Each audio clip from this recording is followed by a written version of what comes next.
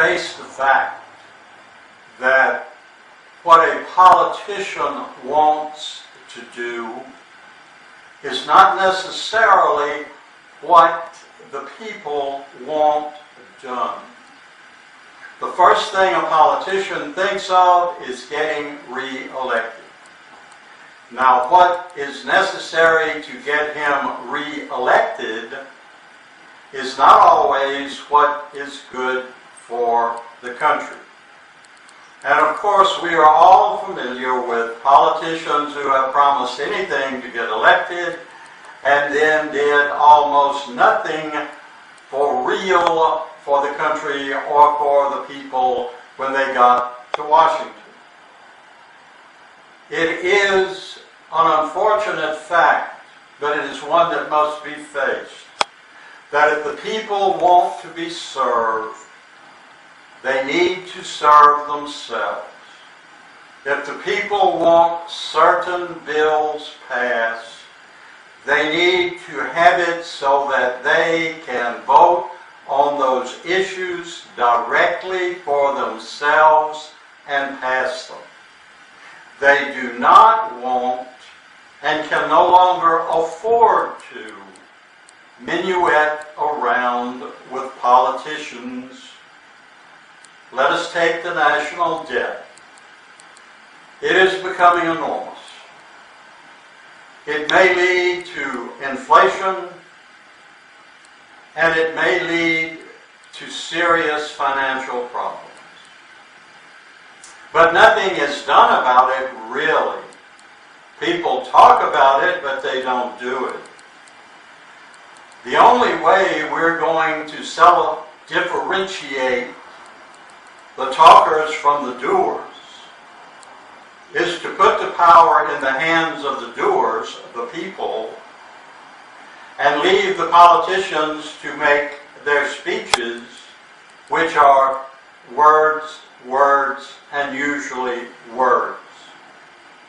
The people need to be able to vote directly on big issues.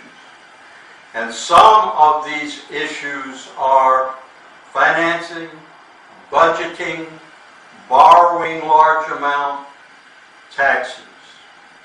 These are a beginning of what the people should approve of. Instead, these things are forced on the people by politicians. And let us remember, when the people elect a politician, they are electing a personality. Now, the politician may say he is going to do this and that. But there's no reason for him to, because after he gets elected, he has no, or she, has no accountability. There is no reason for them to do what they promised, and as we all know, many do not. The only way to solve this problem is to have the people vote directly on some issues for themselves. Then the voters can take the message of what they want to Washington. They can send a message to Washington. If the people cannot personally go to Washington, through voting they can send a message to Washington on what is going to happen and what they want. Now, most politicians, of course, will abhor this idea because they don't want to lose their power and to make the people nothing but their palms on a chessboard. What we need to remember is that true democracy has always been fulfilled in the early American town meetings, in Athens, and other democracies, when the people were able to vote directly on issues. Now, it is not they had to gather in one spot. It was simply that gathering in one spot enabled them to vote on all issues. Now, our present media does not have to gather us in one spot, but it can get us one vote on all the issues.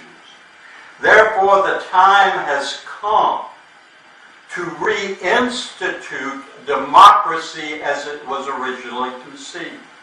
To what do we owe our ability to do this? It is one of the blessings of technology.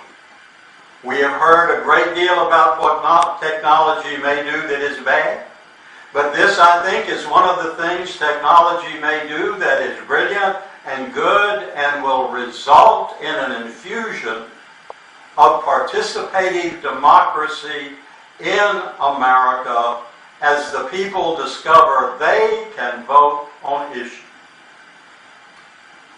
As long as all the people are allowed to do is elect personalities who promise, who have no accountability, who say they're going to do this, but they don't, then there really is no hope for the people.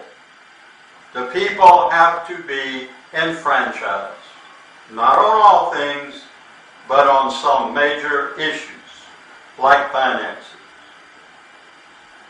Now, many people tell me, well, I already vote. I vote for a personality and he or she takes care of all that. And one woman told me, she said, I like it that way. And I said, well, then all means vote that way. Work for that way. But I thought, what does this mindless person ever think of doing?